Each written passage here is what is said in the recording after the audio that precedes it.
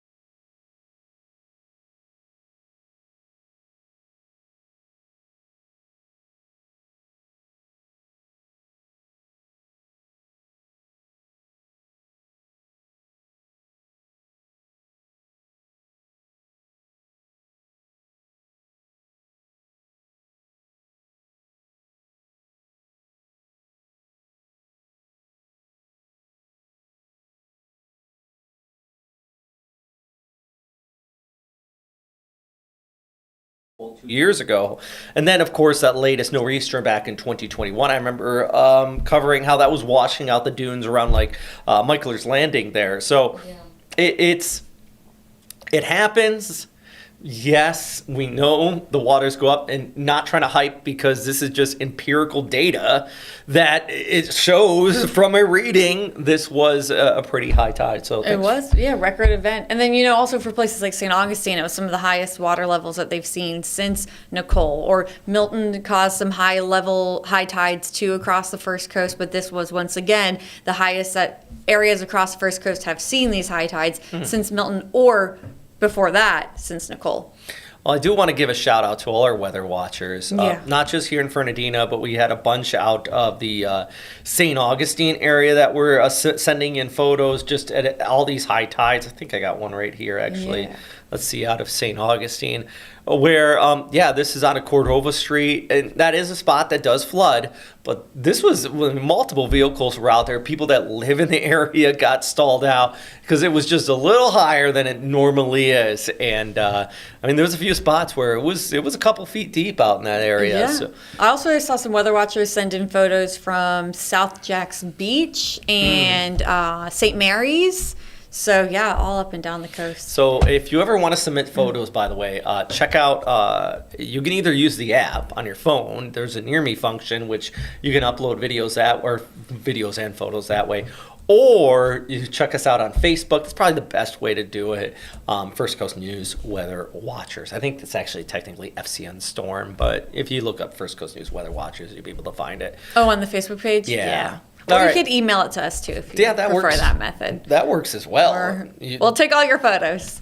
All right, so let's talk about Lorenzo out here. It's moving off towards north and really not the most beautiful of storms. I say that jokingly, but it is absolutely sheared apart, struggling. Mm-hmm. I think if we did not have recon, this would not be named. But. No, they lowered its strength That's as of good. the latest advisory that just came out, the 11 o'clock advisory. So you can see their winds now down to 45. So they do keep it, though, Robert, at 45 for a strength. That's interesting. I really think if it gets another burst, it will be short-lived because it's going to hit all of this shear with this cloud cover towards north. And I think that's what's happening here. It's kind of this little loop. Don't let this scare you if you're in the Leeward Islands. It's not going to loop back around. I think this basically it's following that low-pressure center. And this is something that spaghetti models, we always say, it doesn't show you intensity. Mm-hmm. It doesn't show you the size of the storm. It just shows you the low-level center. And this is kind of a clear example of that, excuse me, where it shows the low-level center. It looks scarier than it actually is. Actually, this is just going to go out, come back, loop back around. But at that point, I believe it's just going to be this exposed, really just torn apart, low-pressure center there. And it's all due to this convection back towards the north associated with is this Karen right here, what's left of Karen? Or no, that's our nor'easter. Yes, because it was I think Karen disappeared. It went way north and... Goodness gracious. Sorry, I'm moving this around. I'm just kind of looking at it. So, they got this big, deep low off towards north. That's going to act as shear. I looked off towards the east, though. I looked at this guy. Wow. Look at the size of that. Dang. Oof. That's a big storm, too. I think that was Amy, if I'm correct. It was a named storm in Europe. Caused some messy weather. I think this is our nor'easter, though, that brought us the flooding here on the First Coast. And that high-pressure ridge kind of pulled in behind it, creating some relatively drier weather you're seeing here on the East Coast. So this is a model for Lorenzo, and I mapped out the low because it's kind of even hard to follow on the model here. I'm glad you did that because it is hard to follow. Right? It goes towards east, and I don't want anybody thinking that this monstrosity that's another kind of nor'easter developing is Lorenzo. That is not. That's going to be supported by the jet stream off towards the east. Not good for shipping, but not tropical either, with this high-pressure ridge kind of coming in behind it here. Look how wimpy Lorenzo looks at that point. It's falling apart. So, yeah, that's why I'm, again, just pressing home your point, and I'm glad you did this. Even if it shows the spaghetti models try to show it turning back around, that's what it is. It's nothing. It doesn't look anything too significant or scary. So let's look at the long range because, we have another area out there that we're watching there, Yucatan Peninsula. And the darker red, it's indicating 60%. What are your thoughts on this? And then I'll share my thoughts on this area out here. This is the 1 week, by the way, CPC Tropical Outlook. This product is not the NHC's product. This is something else. This is really designed for operational and meteorologists, not so much used for public consumption. But anyways. Yeah, we're looking beyond. Yes. And so when we look at, this is for the 15th to the 22nd, when you get to that time frame, 20th, 21st, 22nd, 23rd, models have started to agree on the potential for some development in or around the Caribbean. Not surprising not uncommon. And now that models are starting to agree on that, and they have for pretty much the past 2 days, we're starting to get some better confidence that we need to be watching in the Caribbean next. So this is 7 to 10 days out that we'll be watching it. Now, if something develops in the Caribbean, I believe, Robert, that it would be strengthening quickly. I think it could become quite strong because of all the potential energy, all that untapped heat source in the Caribbean. The Caribbean has not really been mixed up, hasn't had its energy used by any storms. And yesterday, Ross laughed at this. We went off on a tangent about Chinese buffets, but I called it an all-you-can-eat a buffet for hurricanes because it's that warm water. It's just going to eat all of that fuel up, and it could potentially quickly strengthen or quickly organize. So I do believe that within the next week to 2 weeks, this is where we need to be watching. The all-you-can-eat buffets for the tropical systems. I like that. Unfortunately. I mean, I think one of the warmest buoys on this map here, these are all real-time buoys, by the way. These are not models. 87 right in that spot. I mean, once you get up to 90, and the other thing is, I don't have the graphic up on this, but it's not just the sea surface temperatures, but it's also the heat energy down through the ocean content. I know it's pretty deep in this spot too, so it's not going to take a lot to get something to kick off.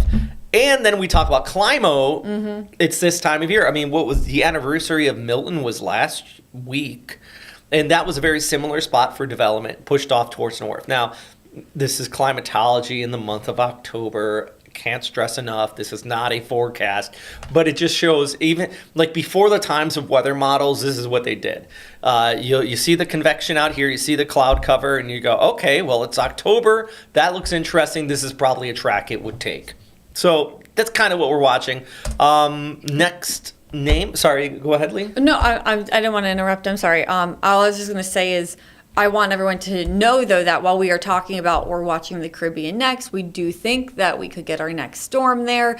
We are not saying it's coming here. There's that path that you see from the Caribbean. Sometimes it cuts across Florida. We have had, and it still looks like this could be the case, a lot of these fronts, these like blocking, it blocks them. It kind of keeps us safe. So we are not saying it's coming here. We are not saying that we are going to absolutely stay safe from them. But what we are saying is that we do think in the Caribbean, and for those who have interest in the Caribbean, this is something to watch. Where would it go from there? We don't know. Yeah. We know that it usually does take a path like that arrow out there.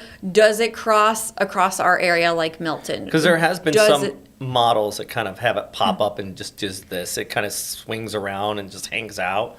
And yesterday one took it across Cuba and then way out in the Atlantic, and it wasn't our concern. So we are not saying, hey, we have a storm that we absolutely need to be worried about soon. We are saying we do think this is the next area to watch, but we cannot even begin to guess exactly where it would go yet. So we'll keep you updated on that. We'll be all right. And let's go ahead to look at the names here. Melissa's going to be the next name if we did get something there. Then Nestor, and then Olga.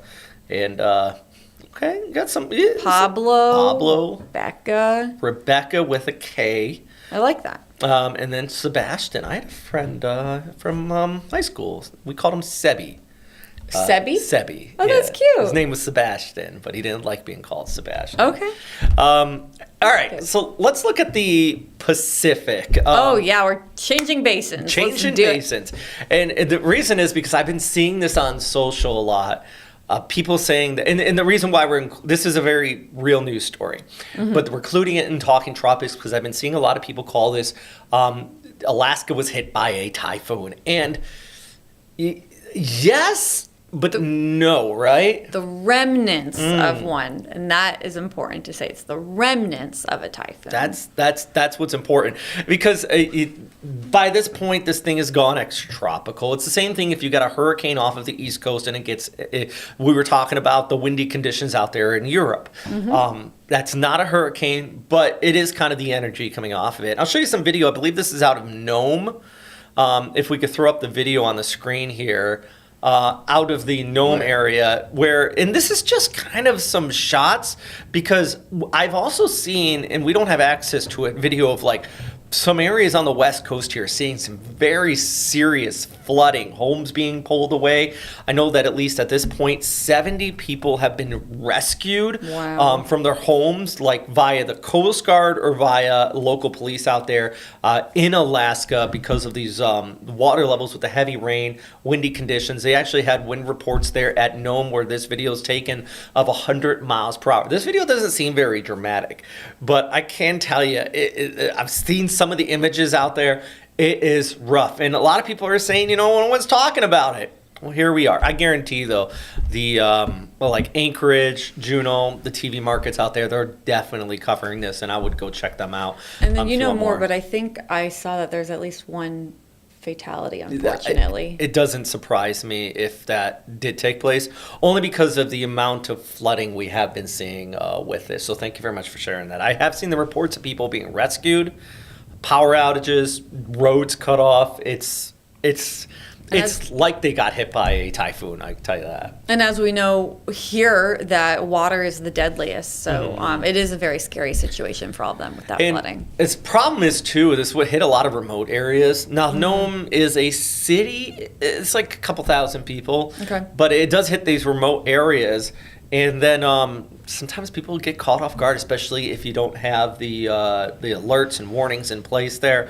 It's really problematic. Let's go back to the graphics, though, because there is more storms on tap here. Oh, man. Yeah, right? This is the GFS model looking in the Wednesday. There is a typhoon actually off the west coast of Japan. Not this one, but there's another storm that's behind this Aleutian low here.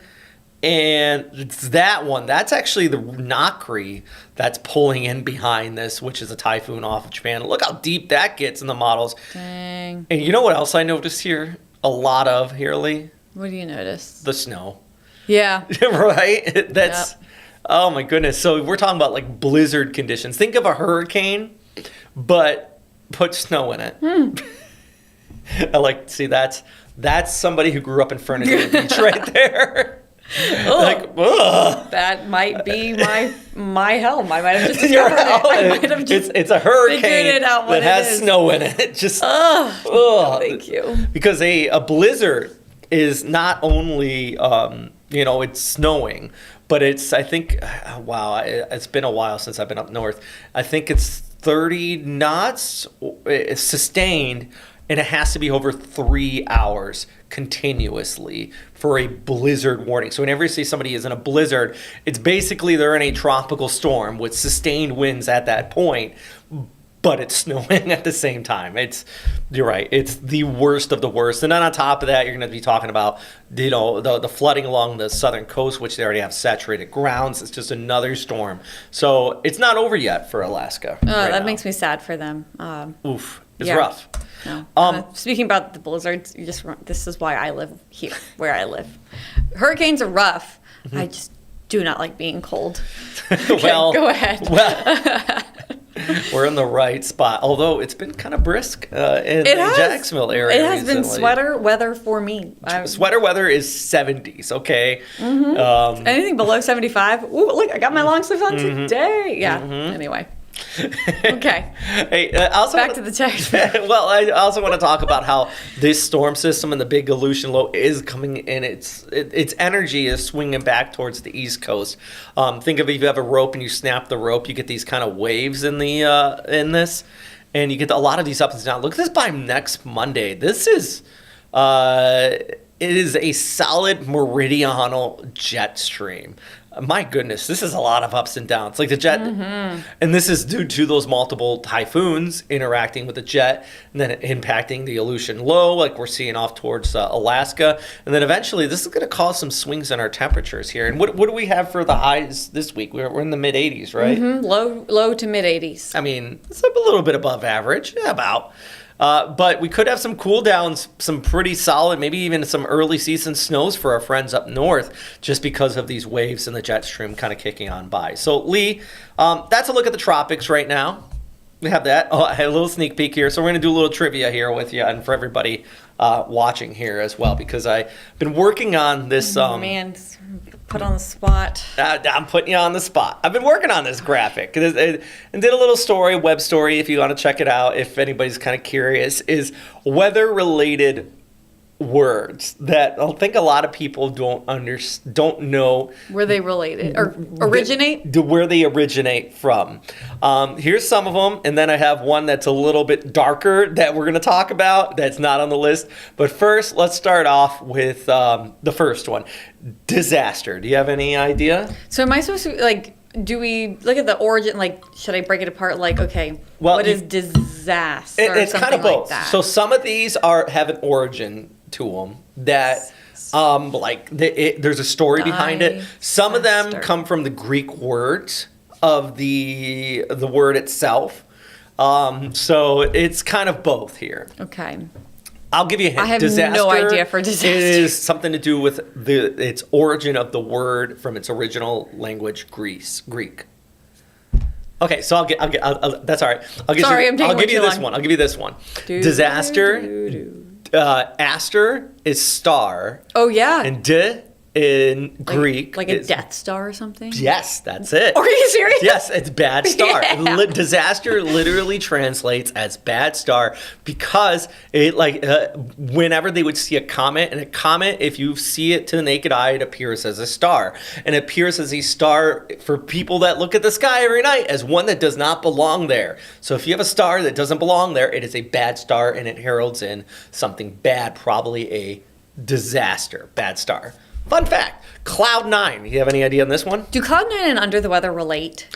No. Oh, okay. Never mind. Sorry. There goes my out the window. No, Okay, Cloud 9. So high, high up, like Yes. you're feeling happy and high. Yes. And stuff like that. Yeah. So think of your cloud charts. It's like, or up to Cirrus. Like that? Where are we? Low cloud 9 is what?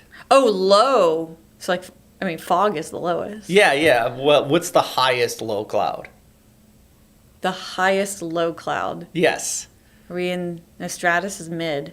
Just think of a thunderstorm. So like a cumulus? Yeah, cumulonimbus. Mammatus is low cloud 9. Mammatus. Yeah. Oh, okay. So if you were Those are fantastic clouds, by the way. Very they're lumpy. the best. Well, but if you are on top of a cumulonimbus mammatus, you are very high. So you're on top of cloud 9. Like you're I'm high on up. top of the world. Yes. I'm on cloud 9. So you're feeling good. Cool. So then under the weather, I'm thinking like low pressure, feeling low. This one sad. actually is more of a nautical thing. Under the weather. Okay, wait. Under the weather is sick. Yes. So nautical. I know we don't have a lot of time. I'm you're sorry. I fine. really want to get this. Under the weather, under the clouds, nautical, on the sea, rough seas, seasick. Yes, kind of. Like nauseous, seasick. So you're close. So basically, if you were sick on a ship, you would go below decks to feel better. So you'd literally be under the weather below decks. Okay. So if you're I'm under the weather, it means you're going below decks. How about break the ice? Okay. I'm literally thinking of actually breaking the ice. Yes. Thawing it out, like your conversation, like you're gonna start thawing the relationship. It's kind of a nautical one. Okay. I'm thinking of icebreakers now. Yes. You got it. Okay. Yeah, that's okay, it. cool. It's literally clearing out a harbor, breaking the ice. Okay. So it's called like introducing yourself, like, hey, getting the ice out, Okay. This one is interesting, and I don't blame you for not getting this one. Thunder. Stealing one's thunder. Okay. So thunder is like, so it's big and it's loud, and like if my thunder is stolen, I was like excited about something, and like I came in loud and proud, Like and then it was. Or somebody like steals credit for you. Mm-hmm. So like that person stole my thunder means they stole kind of your credit. So what do you think that comes from? Well, thunder and credit. Did someone like literally steal the credit of like how thunder, like the original, like a scientist related? You're on to something. Do you know this one already? No, I don't know. Okay. No, you're on to something. You're giving here. me hints. You're on to so I'm something. just context It wasn't a scientist though. Okay. It was something that they wanted to make thunder. They wanted to make thunder, like a band. Like Close. I'll give you. drums? I'll let you know this one, everybody at home. So basically, there was a playwright, like in the 1700s, who made a machine. I think his name was John Dennis, who made a machine for his play about. And it made thunder in the play. So there was a part where it cool. was like lightning, and it was like. Brrr. But this play did horrid. I don't even know the name of the play offhand. But Macbeth came in and took his thunder machine, because there's a couple parts of Macbeth where there's a tempest, and he watched the play and got mad and stood up and screamed, "You stole my thunder," as the story goes. So that's where stealing one's thunder comes that from. is fascinating. Right? And then lunatic. That's our last one. Okay, so here. I'm going to relate lunatic, since it's just one word, to disaster. So I'm going back. I know, like lunar, moon. Yes. And maybe full moon. People act crazy during a full That's moon. it. You got it. That's I got one out of all of them. Literally, Luna is moon. Tick is Greek for like crazy. So crazy moon person. So like if it's a full moon, you're acting a little wild. You got that one. 1, 2, 3, 4, 5, 6. I got 1 for 6. Malcolm, our producer behind the scenes, you get any of those? Nah, or I was kind of on the break the ice one. He was on. He he's said he got on the to breaking break the ice. All right. Okay, cool. I'm not gonna try to act like I'm above it all here. Honestly, I think Cloud 9 and Lunatic were the only two that I knew before I researched it. There is one more that is a little dark, but I'll just ask. Raining Cats and Dogs. I want to share this because you might say it from time to time, Yeah. but Raining cats and dogs out there. I will never say it again after hearing the origin. Oh of no, it. is it a sad story? It's like 16th, 17th century Europe. There was a lot of dead animals that would get stuck in roofs. Oh gosh. So when it rained really hard, Oh no. yeah, and that's where the term "it's raining cats and dogs" comes from. So This is I a will horrible never way to end this say stream. that term again. I think it's important for people to know. It's like, don't ever look up the origin of, what was it, Little Red Riding Hood. Don't ever read the original story of it. You'll be like, oh goodness Oh, I know gracious. some of those like childhood Yes. bedtime stories are like, whew, wild. Never again. Oh, man. So on that note, You will never hear us say raining cats and dogs I'm ever never again. gonna say it. But if you ever say disaster, you think bad star, or the other one stealing one's thunder, you know where that all comes from. So Okay. fun facts. Cool. All right. Well, thanks for the lessons there, Robert. I try to add something on here. Anyways, thanks for stopping by. That's a look at what's happening out here in the tropics today. You got anything else, Lee? I am so stuck on that last I'm gonna go home and hug my cat. Yes, please. Poor Rainy. Okay. Bye, guys. Thanks for joining us.